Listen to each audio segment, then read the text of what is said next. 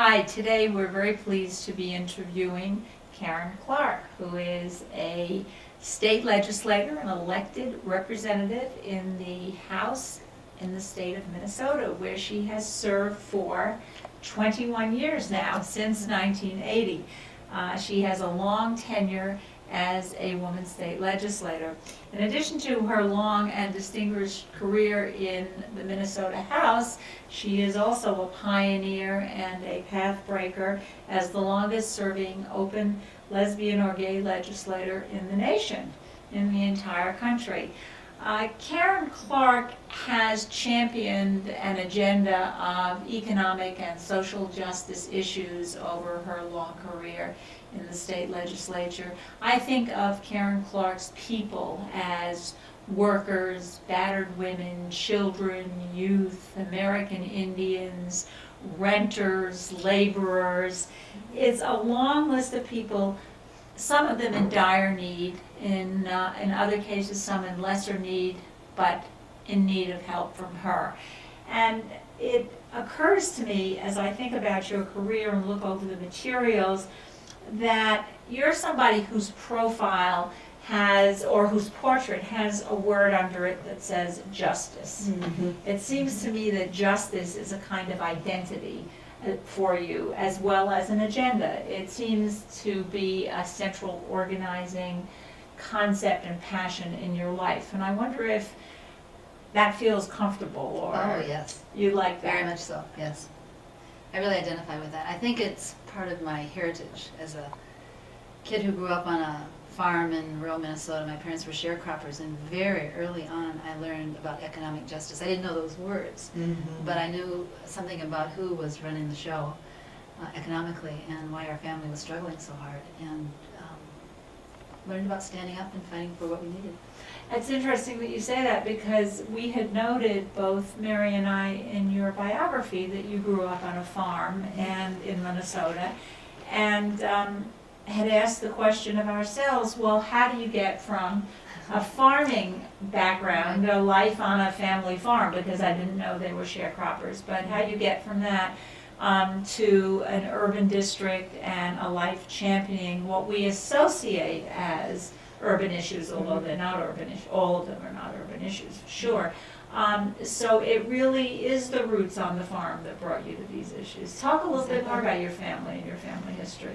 Well, my grandfather, who lived across the section from me all my life as a kid until I went away to college, and I was the first girl in my generation to go to college in our family. And those grandparents came up from Kentucky, and they tried to farm, and they went through the Depression and never really did own a bit of the land that they worked on for about 45 years.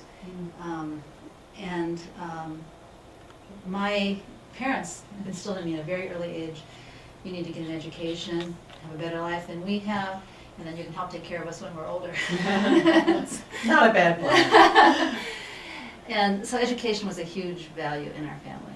And so when I went away to college, which I was fortunate enough to get some scholarships and so on, I went into nursing, and my first jobs were very consciousness raising for me. I sought out the Migrant Worker Health Project, which was going on in Minnesota, the Minnesota Department of Health. My first job was out in the migrant worker camps, and I learned very quickly more about economic justice, more about social justice, about racism, about why in the world. I was doing public health nursing, and the whole connection between that and people's ability to just have a decent life, and some of the basic human rights of shelter and affordable health care and freedom from racism, all those things. And then after that, that was a summer project, and I went to work in the city of St. Paul in the public health nursing area, and eventually, in about 2 years, left that to work in the very community that I was working in professionally as a VISTA nurse organizer, to help organize. Yes. Remember? To help organize neighborhood-controlled, what we call the People's Health Center. And so I never planned to stay in the city. I never planned to stay in the inner city, but it's where my life's choices took me, and my community as it evolved, and you know, when I was asked to run for public office in 1980, one of the strengths that I think the people who were asking me to run saw was my ability to connect the rural, the urban, and so on. It was a group called the Minnesota Farmer Labor Association, who wanted to bring back into the Minnesota Democratic Farmer Labor Party the farmer labor part of that DFL coalition, which had happened, you know, many, many years before. And so my background as a farm kid and my years at that time, about 13 years of working, organizing in the inner city, meshed together and have served me well ever since, really. Well, tell us, had you thought before someone approached you and said you would be perfect, had you said to yourself, you know, that's something I could do, I'd like to think about elective office, or was it a nudge from the outside that made you think, yeah, sounds good? Like most women, I had never considered running for political office. I thought it was a hilarious idea when it was proposed to me. I mean, because... Do you remember who proposed it? Yes, oh, of course. A good friend of mine named Jim Nicolai, who was a child care organizer at the time. And he just said, you know, we need someone to raise these issues, to challenge what's going on here in Minnesota. And he was part of this organization. And it was a number of folks who spent several months convincing me that I could take on this.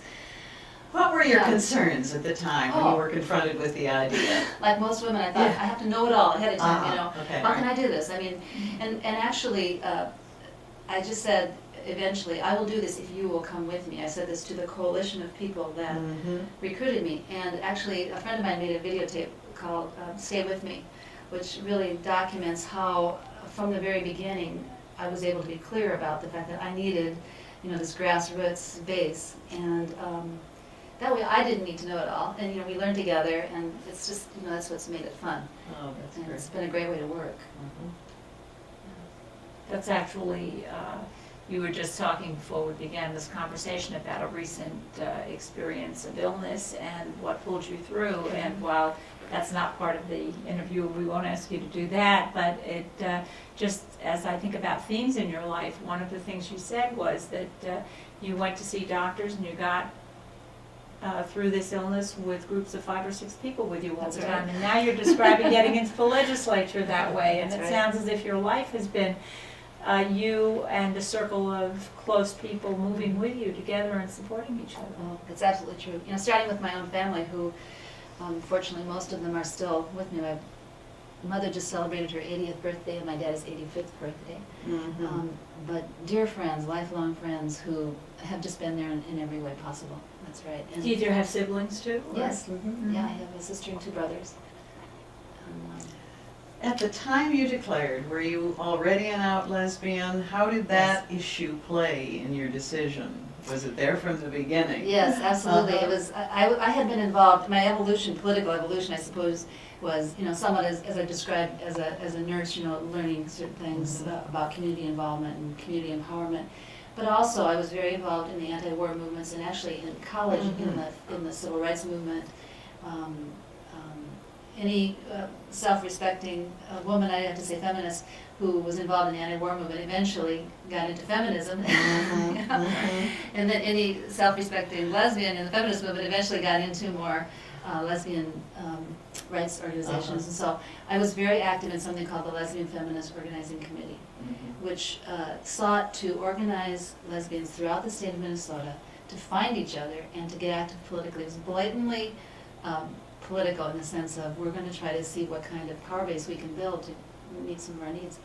And that was only partially electoral politics. But the organization itself had a debate. I was the moderator. Of, should we get involved in electoral politics? Is that too dirty? Should we stay out of electoral politics? This is in the early 70s. And we decided to get involved. And then about 5 years later was when I decided to run. So I'd had a few years of thinking about, this is a good place, a reasonable place, a strategic place, you know, to make some of the changes that we need as a community. So I was out, and actually one of the challenges to the Farmer Labor Association that I laid right on the table to them was, you know, you're going to have to deal with the fact that some people are going to be very uncomfortable that this progressive candidate that you're putting forward is a lesbian openly, and you know, they did struggle with it. but they've made all the right choices, I think. Well, I think it says something wonderful about my home state of Minnesota, that at that point, they were right up there Yeah. for you. How about the issue over the years? You know, I really want to find out larger issues having to do with your own legislative career and your assessment of Minnesota politics and all the rest, but I kind of get the impression that Minnesota, the Minnesota I knew a number of years ago, was in some ways more liberal generally on this issue and lots of other issues, and there seems to have been a rising right recently. But I see it from such a distance, and I have relatives that I talk to infrequently, so I don't have the sense of the political climate overall. What would you say? I think what you described is accurate.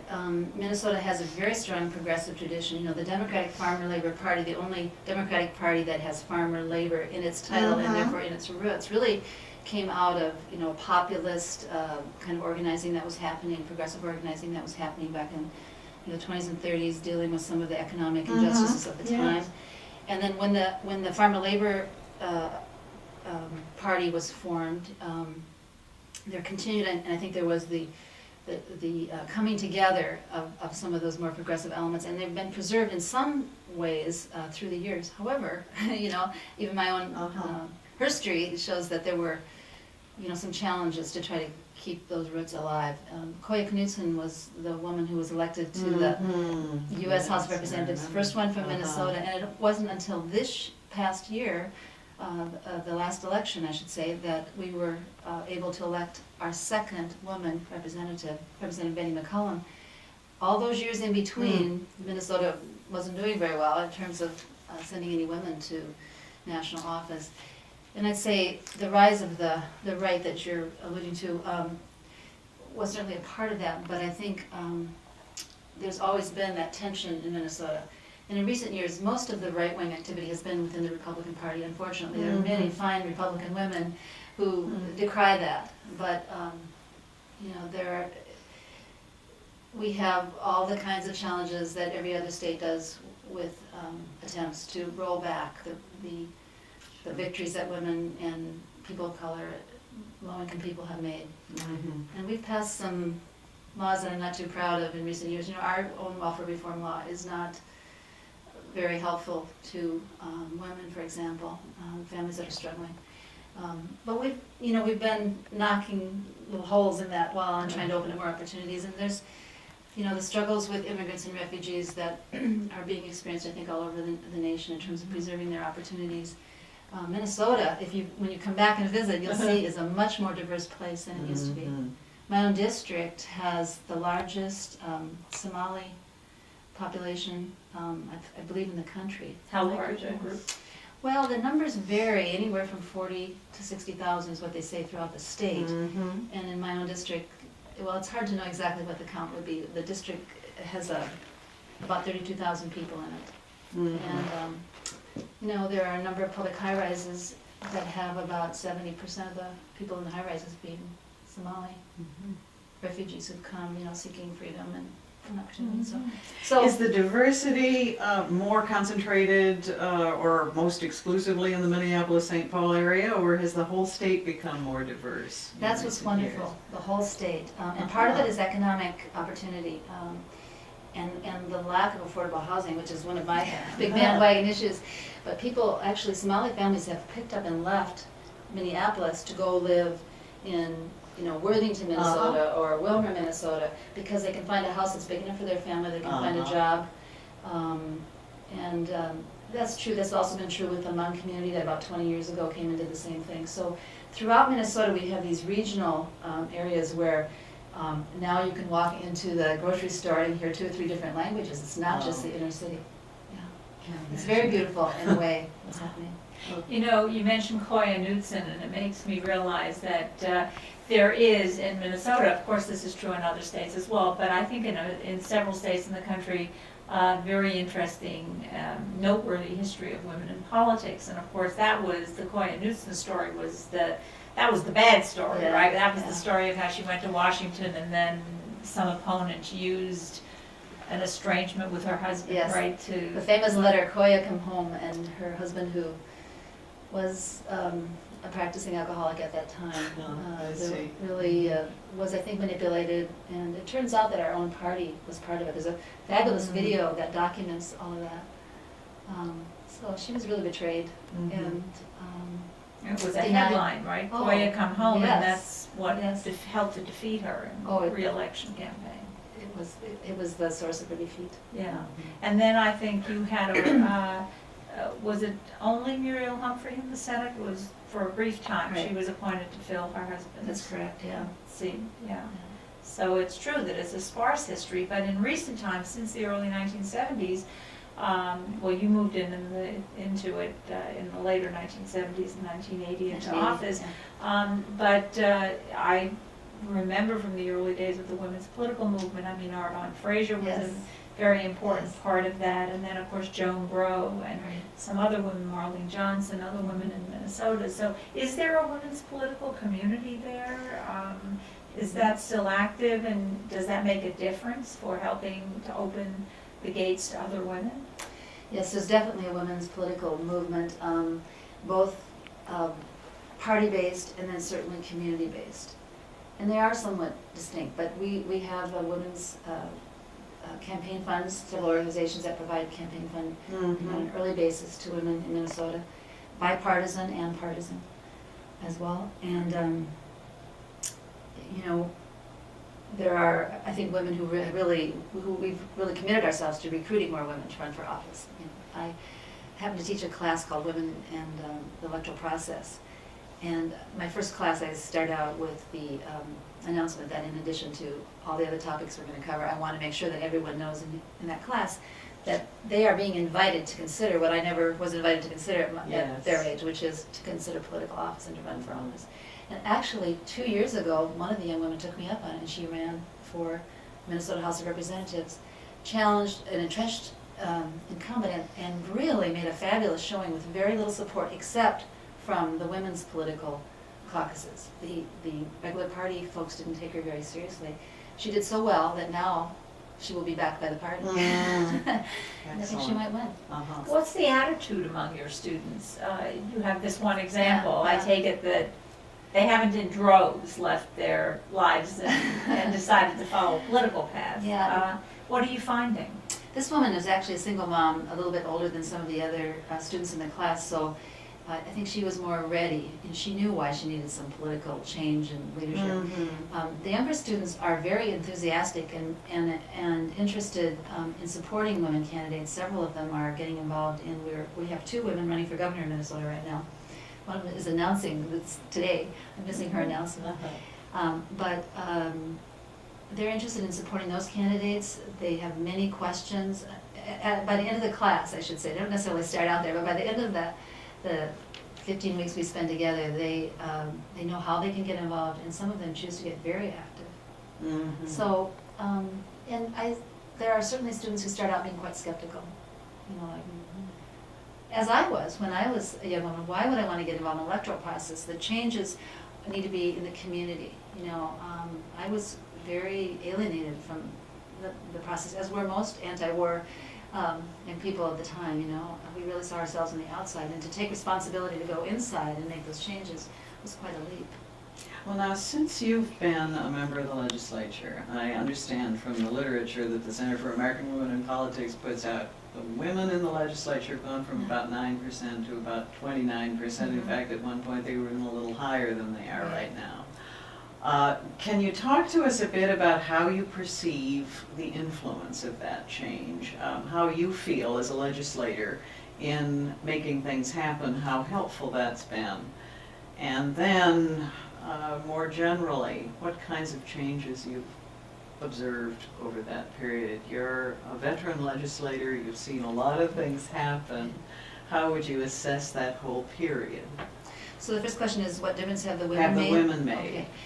Well, it's so concrete in some ways. You know, when I first was elected to the legislature, the issue of sexual harassment was taboo. It was a laughing matter. I was one of the authors. I was the chief author of the bill that introduced sexual harassment as sexual discrimination in Minnesota, and also I had a bill that would have, and both of these bills passed. I'm proud to say, after some struggle, provide unemployment compensation for women who were sexually harassed on the job. Uh-huh. But those were very tough bills to pass. Battered women's shelters were considered a challenge to men's, control in the home. Mhm. And this was in the 80s? Yes, Yeah. in the early 80s. And I have to say, although we've had some, steps backward, I think what Anita Hill went through and some of the discussion on that. But it's safe to say that battered women's shelters are not something that most male legislators would consider voting against today. They would be in big trouble if they did. Issues of equal pay are not something that male legislators are going to vote against, although they still have not voted for the real equal pay equity that we need in many cases. I mean, in Minnesota we had one of the first pay equity laws, and that was tough to pass, but the actual economic situation of women today, still we lag behind, and the recent pay equity studies show that. But at least the conversation has changed, and it's changed partly because women have been there, and our voice has been very strong and very personal and smart, and back up our feistiness with statistics, and we bring in the community, and actually I think the whole climate that the women's movement has created has made the change, and male legislators now talk about their daughters and their wives as people who need the kinds of benefits that we now can take for granted in some regards, but are still fighting to make real. So in Minnesota, I think right now we have 28% of women legislators in our two bodies, and we've lost some ground, and not all of the women legislators are progressive. And we've certainly experienced that kind of divide and conquer dynamic that I think women in various elected bodies feel all over, where sometimes the most regressive legislation might be sponsored by women who are, carrying a different agenda. Right. But, I think, we're going forward. We're never going back, I know that. One of the things I'm interested in is when you watch this, and particularly when you see some threats out there, what do you think would make it easier? We had Ruth and I interviewed Eleanor Holmes Norton a while ago, and she was talking about the kind of help that she really needed. She said, what really needs to happen is that there's mobilization outside so that I can carry that inside. Exactly. And persuade some of my fellow legislators who give lip service, but they're not there. Right. Is this an issue in Minnesota? Oh, yes. The level of courage rises as the community involvement rises. It's very, very important. I think I mentioned to you earlier, I just really had a very strong feeling when I decided to run for office that I wanted my community to come with me. I didn't want them to expect me to be there all alone and try to carry the day. And I have to say that really almost all of my really tough legislative victories have had as a basis very strong grassroots organizing, and that's the only way that the things have passed. In 1993, after about 20 years of organizing, some of it before I was in the legislature, one of the bills I was very proud to see finally pass, and I was the chief author that year, was the addition of sexual orientation to the Minnesota Human Rights Act. We were the 8th state in the nation to do that, and it's still the broadest definition of protections anywhere in the whole country. And of course, every year there's been an effort to erode it and send it back in some way or another. And we've mostly defended it. There've been a few little niches taken out of it, but it's mostly intact. And that was created with very, very strong grassroots organizing, especially in the last 2 years before the victory. It was very deliberate efforts to, create throughout the state of Minnesota the kinds of pressure that would make sure every single legislator would know what the issue was, would know that he had those kinds of people, or she had those kinds of people in their district, or their parents, or their sisters or brothers, or people anyway who felt it was important for them. And that's just, I think, a concrete example of the kinds of community support that really Eleanor Holmes Norton was talking about. It just has to be there, and it's the hardest stuff to do. I mean, there was an organizer hired for that, money raised to make that happen. Most legislative issues don't have all of that backing, and you have to really rely on less formal maybe ways to generate that. For example, one of the issues I've been trying to work on in recent years, I mentioned the Somali population. The need for culturally appropriate childcare is so crucial. And you can imagine the drama that ensued when Somali men and women, particularly the women in their beautiful garb, would come into the legislature and try to talk about these issues. There was a lot of ignorance to overcome, a lot of barriers of mistrust and, you know, just failure to appreciate what a refugee is going through. And we made some progress in that area, but we haven't arrived yet. And part of the struggle is to continue to build, you know, that consciousness throughout the whole state, so that the rural legislator who has Somali community members dealing with the fact that they are trying to make a living but they can't afford the child care, and their children, you know, really are in jeopardy when they go into a child care center where no one can understand them. We had a very tragic situation where a little Somali boy had a broken arm for a whole day in a child care center, and no one could understand what he was saying. And it wasn't until his parent came to pick him up that they realized that he had a severe injury and he needed to go to the hospital. That's kind of an extreme example, but I guess what I'm just saying is I'm totally committed to and understand how these kind of changes are made. Sometimes the most basic, just like being able to have someone who speaks the language of children in a child care center. It happens with the community mobilization that, you know, needs to be there. Is that kind of sensitivity gender neutral? I'm not trying, the last thing I want to do is push you towards saying, well, women are better doing this and men are better doing that in the legislature, but it is a question that comes to my mind when I hear you give those examples. Do you notice a difference between men and women in the legislature that way? That is, who would be responsive to the issue of culturally appropriate child care or some child with a broken arm? Or would men be as likely, progressive men who have a justice agenda and so forth? Yes. We certainly know there are many like that. Yeah. Would they be, or is there some kind of different sensitivity or awareness that you notice between women and men in the legislature? Well, there's some definite differences. I mean, we bring our life experiences, which are different, but you know, it certainly crosses gender more and more. I'm pleased to say, you know, that even people, men and women, who have been fairly closed to some of these issues in the past, I think they're getting opened up by being exposed to women being there and some of the work, the way we do it, which, I mean, I think partly, I know for myself, I like to work with the grassroots mobilization because that's the only way I can be successful. And I mean, I didn't have the strings to pull or, you know, the backroom kind of connections at first, you know, and I like to think that the way I work now is in the front room with all the doors open, you know, and it really invites more people to understand that they can be successful too. So I think there are some differences, but I think it's catching, and that some of the men are catching on to, you know, I mean, the progressive movement has, I think, been pretty good at some sort of grassroots base building, but some of it we learned from the right wing, right? I mean, they've been very good at it. And is it more catching in the direction that you're talking about than in the other direction? Because of course the classic concern is that if women go into institutions that were built by and for men and have other traditions and, you know, sort of the shape of the institution fits the shape of the inhabitants, and now you get these new kinds of people coming in, that what they do in order to be successful in the institution is to reshape themselves to fit in and its habits and its patterns. It's the old question of going inside and becoming like that, because that's the only way you can be effective, since those are the rules there.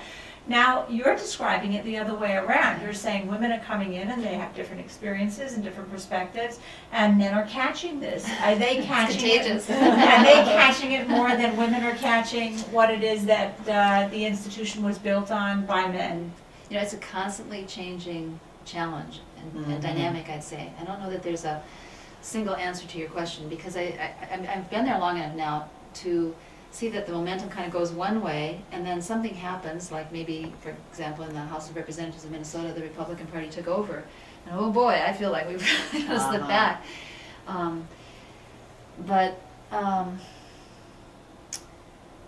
I think overall we've moved forward, but there are those moments where it's going back. There's a woman I want to give credit to in the Minnesota House of Representatives. Her name is Representative Mary Murphy. She represents an area in northern Minnesota near Duluth. And she started working as a chair, when she became the chair of the committee dealing with criminal justice, she instituted a whole way of working across partisan lines and in a collaborative type of method with her colleagues that just kind of shook up the system, and it shook it in a very good way so that the men started copying it. Some of them did, and so did others of us. When I got to be chair of the housing committee, I used the Mary Murphy method of doing my conference committees or coming up with my bills for my committee. And basically it was to really say, look, you're the other party, but we all represent Minnesotans, and we've got to find a way to work together. So she would empower small caucuses of her committee to figure out how to spend the money or figure out certain policy issues. And then they'd come back and discuss it as a group, but she did that in such a way that broke down the usual barriers of, we're the Republicans, you're the Democrats, we're going to run the show. She just said, no, I want to do it differently.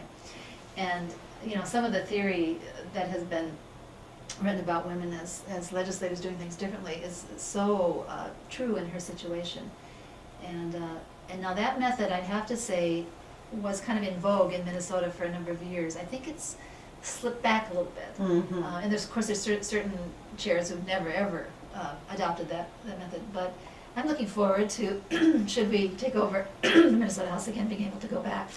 Well, I want to pick up on this issue again of the gender differentiation and approaches in a specific area. I noticed in your literature, which I think is fascinating in the way that you've put together progressive women in brochures to describe what kinds of things you're doing collectively. But one of the things that interested me was a description of what's happening to funding for higher education in the state. And I'm wondering, is this an issue in which you're seeing gender differentiation? Do you see that there is more support by men or by women, or how do you account for what seems to be a kind of stickiness in support for higher education relative to some other areas when resources are a little bit more fluid? Well, we have tripartisan government in Minnesota. We have we have a Senate is controlled by the Democrats, the House of Representatives is controlled by Republicans, and Governor Jesse Ventura is controlled by Governor Jesse Ventura. He's an independent party person, and his impact on the higher education issue is very significant. So this is just kind of a special situation area. It's hard to answer your question without telling a little bit about this dynamic, because actually he got elected, it appears, because many young college students came out, and huge numbers. Minnesota has election day registration. Just in overwhelmingly surprising numbers came out and registered on election day, and we think it was a lot of young college students. It was also a group of perhaps angry white men. But they came and voted, and right now those students are fairly alienated, I think, some of them anyway, from him, because his statement, which he was always truthful about, he always said, even to these students, although I think they didn't know exactly what he meant by it, if you're smart enough to get to college, you're smart enough to figure out how to pay for it. And he was challenged by a young single mom who was a student, head of one of the student bodies, on the Capitol steps one day, and he just really wrote her off and so on. But I think students are now seeing in Minnesota anywhere from 15 to 30% increase in their tuition for this biennium. Just amazing. And actually the chair of the committee in the House is a Republican woman. The chair in the Senate is a Democratic man. So I have to say, the Senate did better than the House in terms of what was going to happen with the funding of those issues. So it's hard to make a gender statement there that is very clear. I mean, the governor basically won his point, and people are struggling in Minnesota to get higher education right now. It's very difficult to do that. Although I'll have to say that in fairness to the chairs of both the Democratic and Republican chairs of those committees, we did increase our scholarships and so on. But there are many kind of middle class young people or people who still by law have to use their parents as their reference for their financial aid are just not making it. And I teach students right now who are working full-time, maybe even 2 jobs, plus being a full-time student or a part-time student. And in Minnesota, we're finding, for example, the years that it takes for a student to get through college is much more than 4 years because of these issues, often particularly for women. This is very common these days because of the need to hold jobs while going to school. Yes. It's just, actually, for the record, because you referred a couple of times now to your teaching, and I know you teach women's studies and you've taught in a couple of different institutions. Just for the record, do most legislators have other jobs? More and more. I think if you look at our yearbooks, our legislative books that describe who we are a little bit and what our occupations are, you'll find that in the past, women were more often full-time legislators. That was how we were designated. And even for a number of years, I know I put that down. Although I have taught on and off quite a few years in the legislature in some higher education institutions, and done a few other things. But more and more, I think, the women who are in the legislature, we find that we need to supplement our income. And can't just be a hard-working, full-time legislator. Need to bring in additional dollars. I'm trying to figure out how I'm going to prepare for my retirement. Being a lesbian, my partner and I have some 13 years. Our Social Security doesn't help both of us. She has Social Security, but if something should happen to me, if I had not recovered from this surgery that I had and was disabled, too bad. We don't have domestic partnerships by law in Minnesota yet. It's on the agenda, and the state employees in their last strike, last contract and ensuing strike, have been dealing with that issue. And in fact, when we go back to the legislature, if the contract is ratified, which I believe will be this 2 days from now, there will be an effort. The Republican leader of the House has promised an effort to take out the clause, actually to break faith with the union contract that was made that did include domestic partnerships, and try to take that out of the contract. And so I, for one, will be having a second job for as long as I'm in the legislature. I just need to make sure that I have some more security in my retirement, as well as just, my daily needs. And you were trained as a nurse, but you don't practice that now. You're teaching instead. I moved on to a different second career. You'll be surprised to know what I'm doing.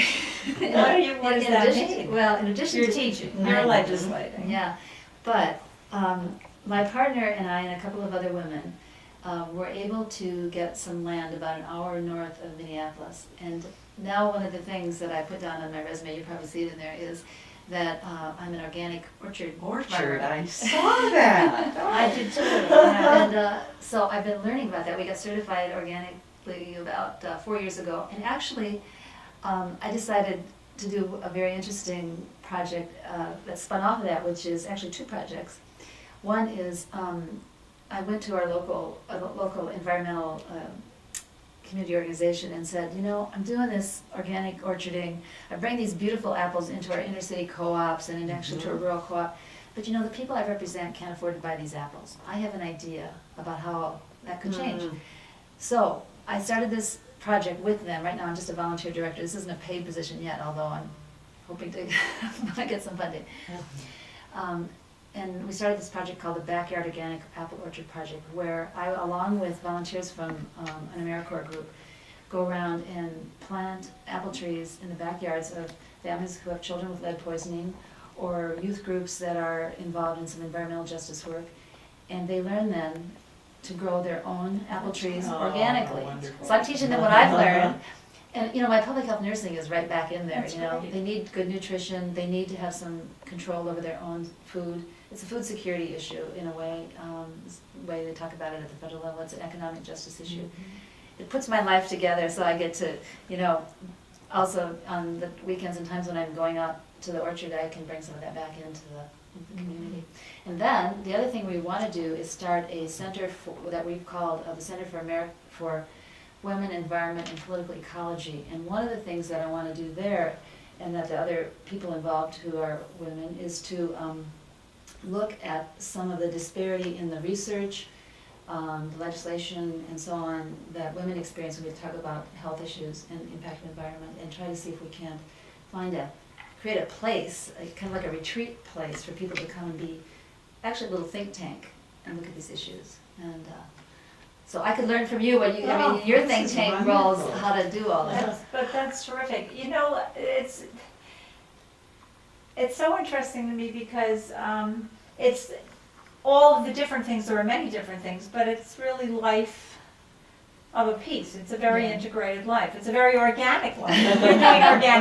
You're doing an organic orchard, but it's a very organic life. What I'd like to know is, what is it that, I mean, if somebody who was looking at a standard biography of a legislator who had been in office for 20 years in the old standard ways would say, well, did you ever have an ambition to be one of the top legislative leaders, to run for governor? After all, you've had this long career in politics, you returned to office by a huge margin, your constituents love you. So there's this word power in traditional terms that emerges as a question mark in a way, because I don't see that in what motivates you. Is that a misread, or tell me about that? Well, over the years, people have written me checks to run for higher office numerous times, and I've never used them. I guess the best way to answer that for me is, you know, I've considered higher office, but never very seriously. I really, you know, I came into office at the time, the same day that Ronald Reagan was elected. You know, and I am fond of saying in those introductory comments to speeches, and that's where our similarities begin and end. And actually what was beginning to happen then for me, to answer your question, is the action was really devolving to the state level. Yes. And I wanted to be where the action was, and that's the state level. And you know, during those years, it felt very exciting to work at the state level and try to make changes that eventually filtered up to some federal government changes. For example, one of the first bills I worked on was something called the Workers and Community Right to Know Exposure to Toxic Substances. It took us 2 years to pass that, and when we passed it, it was one of the strongest in the nation. And then other states were passing them too, and eventually the federal government said, or actually, excuse me, the big corporations that produce chemicals and so on, basically said, oh my goodness, we have all these states with all these different laws, you know, we can't do our interstate commerce, you know, we need a federal law. Please give us a federal law. Whereas years before they had fought that.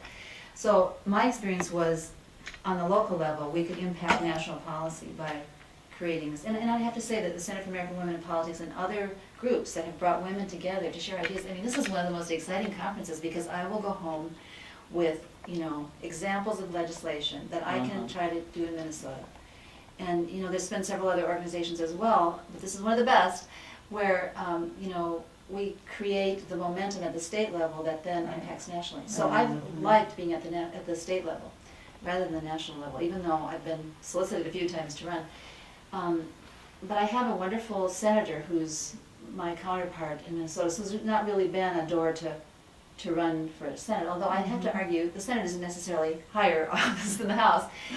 But I guess basic to all of that, underlying all of that, is for me, you know, a lot of what gives me energy and inspiration is the people I represent and the empowerment that they, you know, get a hold of. It's just fascinating and fun and hopeful, and I don't want to give that up. And if I were to seek much higher office, I'd have a much bigger population to deal with. You know, as a senator, it would be double. I could probably handle that.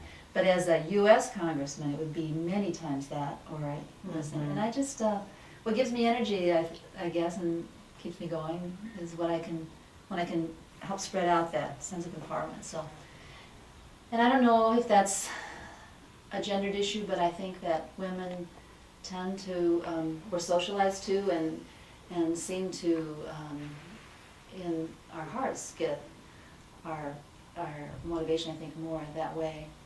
So Well, you I know, buy it at that level. you've already started to answer these kinds of final wrap-up, blue sky kinds of issues that Ruth and I wanted to address in summary. But when you're looking, as we think about this project, one of the things we're trying to do is to learn about women's lives in leadership and how they may have perceived leadership then and now, so to speak. So I guess I'd like to ask you, building on what you've already told us, which clearly is relevant to this issue, what have you learned about leadership in these 20-plus years that you've been involved? That's a big question. And it can be, you know, the positive things as well as the negative things that you've learned about it. And do you define leadership differently now than you might have done when you went into the legislature? And you know, what do you think the challenges are for leadership in the future? That's a very thoughtful question. I think probably the most important thing I've learned about leadership is to really be true to my own self and my own roots, my own truth, and trust that the people I represent will understand that, even if it causes me to take a different path and they might have thought they wanted me to go on. I think leadership in the legislature is, you know, just calls forth all of your skills, and it certainly calls forth the heart of why a person is willing to do this kind of work. And it is work, it's hard work, and it's respectable work. I mean, I think we've been through a couple decades, or at least a decade of, you know, I think a very concentrated effort to make government bad and unappreciated. And for reasons that I wish weren't so true in recent months because of the September 11th issue, I think people are taking a renewed look at government as an ally, or you know, a source for good in their lives. But I think leadership really is doing the work that we do from our own integrity. Also, though, being willing to share the information, open the doors, provide the access, so that people can come to some of their own conclusions, and sometimes change my experience, change my mind about certain issues. Sometimes it involves standing up to very powerful forces, and that can be very frightening.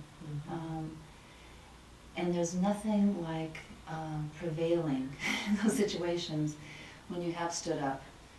And even if you've lost, for me it's always a temporary loss. I mean, for the most part, pretty hopeful person, pretty persistent. I think part of my reputation is, oh my gosh, it just won't go away. So it she helps keeps to coming be back. an optimist. Yeah. And persistent. Yeah, and I think many women have learned that way of doing their work is you just keep bringing it up. You just don't go away. And you know, I think our roles in the society prepare us for that. I mean, you can't abandon those. For the most part, women don't feel like they want to abandon their families and children and friends and so on. And so we're kind of prepared for that. Leadership is both an honor and a privilege, I'd say. You know, it's great to have the opportunity to be a leader. I had to go through this kind of re-identification when I got elected to office. I didn't think of myself as a political leader. I was on the outside. I was one pushing, pushing from the outside. We see this a lot with the women we talk. I don't even think of myself as a leader, as I didn't. I mean, even Pat Schroeder said to us, I don't think of myself as a leader now. Oh, Pat, she's such a fabulous leader. No, I would take on that mantle, and in fact, I think we should. I think, I want us to self-identify in that way. And I think we might change some of the meaning of leadership and some of what its purpose is and how it looks and how it plays out. But I think we shouldn't shy away from it. Harriet Wood's book, I thought, was very good in challenging young women to think about power. And power is not a dirty word. It's something that's a responsibility. It's a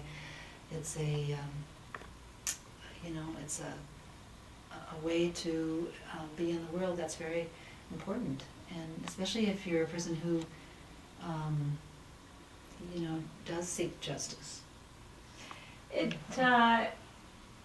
It was something I was going to ask you about actually a little earlier, but it fits in with what you're saying here about leadership. You know, when I made those observations about justice being your profile and justice being your agenda, it's also the other observation I think that jumps out if one reads through your history and the materials about you is this way of finding a way to be outside and inside very comfortably. Yeah. You know, there are people who say, well, I was outside and then I went inside, or I couldn't stand it inside, so I left and I went outside. But you seem to have found a way for outside, whatever that means, but outside certainly the institution of government, to give you the strength and the inspiration, and, you know, never to lose your connection with it. I mean, that's the grassroots kind of leadership you're talking about. And then inside, not to, as I mentioned before, not to transform yourself into something else, but to be who you are. So you've used government in a way as an instrument for this kind of inside-outside leadership. And I'm wondering if you have a sort of a philosophy of what government is, or what government, how you see it as an instrument.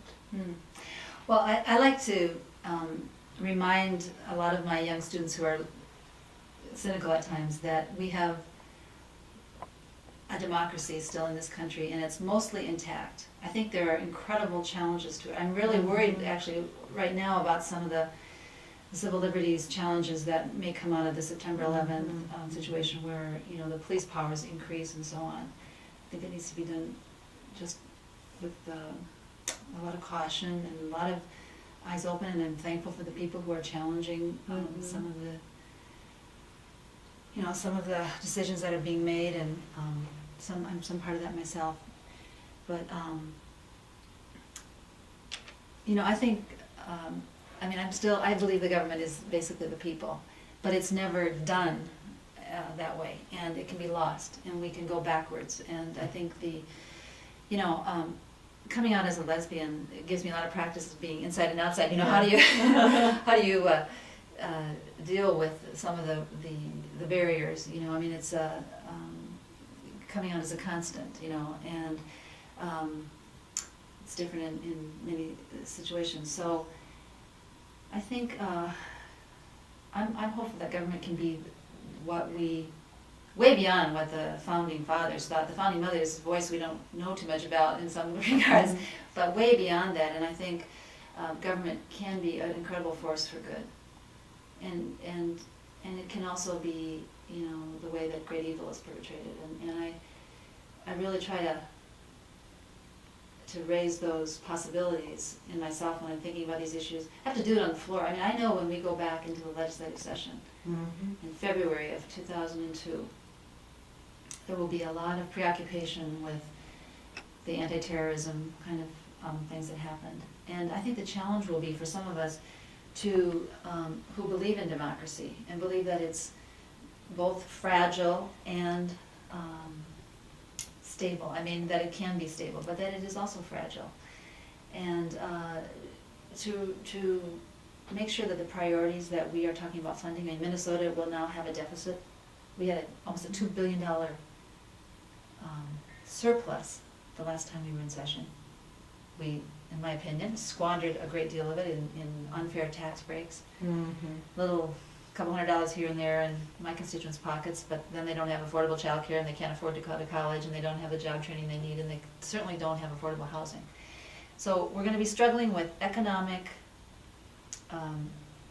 resources, and during those times, I think democracy is at risk if people don't protect the civil rights and civil liberties, because you know, there's often people looking for a scapegoat, and we've had September 11th to provide some scapegoats, unfortunately, as well as some legitimate people who we need to deal with in terms of harming our people. But I'm thinking of the way I can help, for example, the Somali folks I mentioned, or American Indian people who are an important part of my constituency, still believe that they have the government with them, because the government really is just not necessarily over in the state capitol, but we are there meeting out the resources of the state. And if I have to answer that question to them, what is government, I'm hoping we're going to give them the right answer. You know, that it's people who are advocating for you. It's your voice. The government is you. It's your voice when you come over there. You can't afford to stay home. You've got to be there. That's who the government is then. It's you involved in the process. And that's very exciting and also quite challenging right now. It's thoughtful time. I see one of the things, as you so eloquently describe how you're going about it, that your redefinition of leadership has to do with a certain consistency of your own leadership with your own enthusiastic constituents. So you've been educating them over a long period of time. They Yeah. trust you. It will be fun to watch how they behave because, you know, Ruth and I are in a similar situation. We've been in this same institution for a number of years. We've launched a number of initiatives, and we want to see our offspring, as it were, out there. Yeah. And I can imagine your constituents being very special down the road just because they've had the privilege of having your consistent leadership in that place because you've made a commitment to them over the years. Well, I think I've helped give them some expectations that I hope they don't give up, you know, Mhm. who elected representatives should be. Some of them will take the next seat at the table. And I hope that will be women and people of color and so on in my district. That's very appropriate.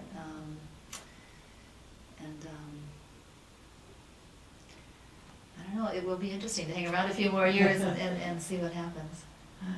Well, thank you so much. It's been a pleasure. Yeah, thank you.